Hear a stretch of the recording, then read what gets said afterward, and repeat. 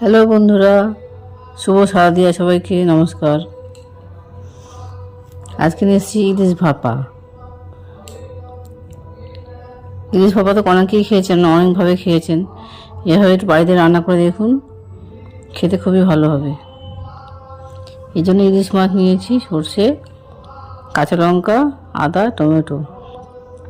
ধনেপাতা থাকলে তো অবশ্যই ধনেপাতা দিয়ে দেবেন। প্রথমে সর্ষেটাকে অল্প নুন দিয়ে ভিজিয়ে নিচ্ছি, তাতে নরম হয়ে যাবে, আর নুন দিলে তো তিতো ভাবটা কেটে যাবে। কিছুক্ষণ ভিজিয়ে রাখবেন, তারপর ওখানে একটু মিক্সিতে আমি পেস্ট করে নিচ্ছি। ওদের একটু আদা দিয়ে দেবো, একটু কাঁচা লঙ্কা দিয়ে দেবো, এর মধ্যে একটু পেঁয়াজ পড়বে না, একটুও পেঁয়াজ দেবো না। একটা টমেটো নিয়েছি, টমেটোটাও দিয়ে দিচ্ছি, সব একসঙ্গে পেস্ট করবো। ইলিশ মাছগুলোর মধ্যে নুন হলুদ মাখিয়ে নিচ্ছি।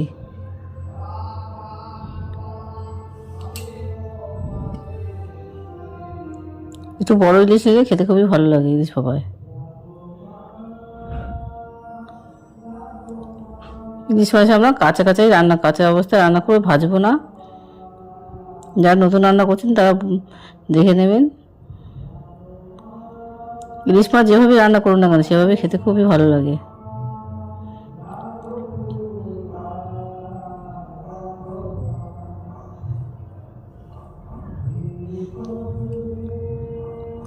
বাইরে শারদীয়া গান হচ্ছে, আমি ইলিশ মাছ এসে রান্না করছি।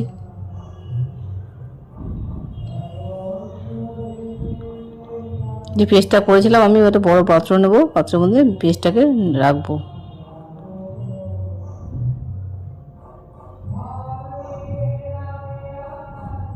সমস্ত পেস্টটা নিয়ে এর মধ্যে ইলিশ মাছগুলোকে মাখাবো।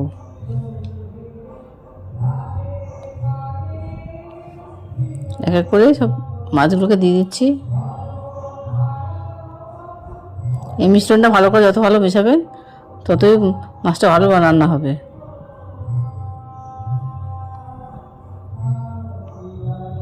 কাঁচা সর্ষের তেল দিয়ে দেবো। ইলিশ মাছে কাঁচা সর্ষের তেল দিলে ঘ্রাণটা খুবই ভালো আছে।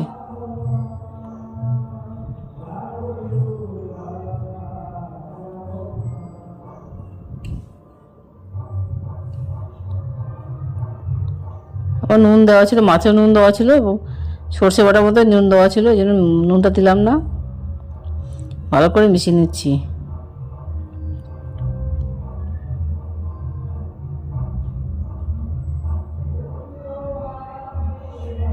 প্রতিটা মাছে যেন ভালো করে মশলাটা লেগে যায়।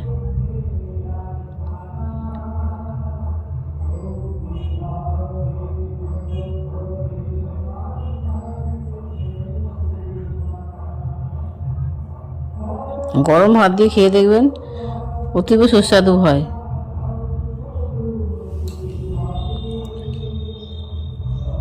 কড়াইয়ের মধ্যে সামান্য তেল দিয়ে দিলাম, মানে আগেই তেল দিয়ে দিয়েছিলাম, কিন্তু কড়াইতে সামান্য পরিমাণ তেল দিলাম। এবার এক এক করে এর মধ্যে মাছগুলোকে সাজাবো, তৈরি করে তারপর উনুনে বসাবো।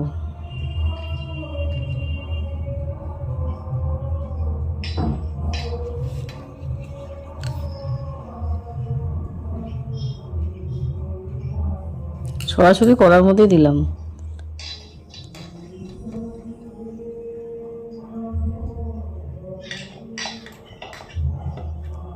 ইলিশ মাছের মধ্যে মশলাটা খেতেও দুর্দান্ত লাগবে। গরম ভাত দিয়ে মেখে খাবেন, আর অন্য কিছু খাওয়ার দরকারই লাগবে না।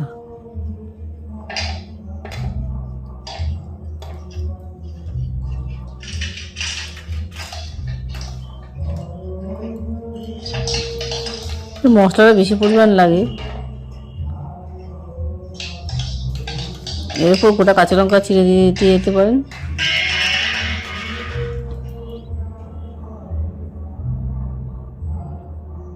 মশলা দেওয়া জলটা দিয়ে দেবো সামান্য, যাতে তলার দিকে লেগে না যায়।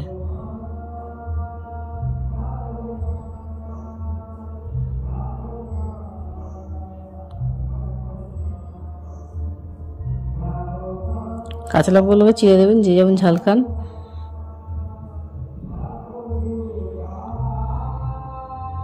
রেডি করে নিয়েছি, এবার গ্যাসটা জ্বাললাম, এর মধ্যে বসিয়ে দেবো। গ্যাসটা লো ফ্লেমে দেবেন, আস্তে আস্তে করে মাছটা সিদ্ধ হবে। এই ভাপাটাই খেতে খুব সুস্বাদু হয়। বাড়িতে রান্না করে দেখুন। এই রান্না যদি পছন্দ হয় লাইক এবং সাবস্ক্রাইব করবেন, কমেন্টে আমাকে মন্তব্য করতে পারেন। দেখুন প্রায় হয়ে এসছে, আমার মাছ থেকে তেল বেরিয়ে এসছে। রেডি আমার ইলিশ মাছের ভাপা, সরাসরি কড়াইতে দিয়ে করলাম।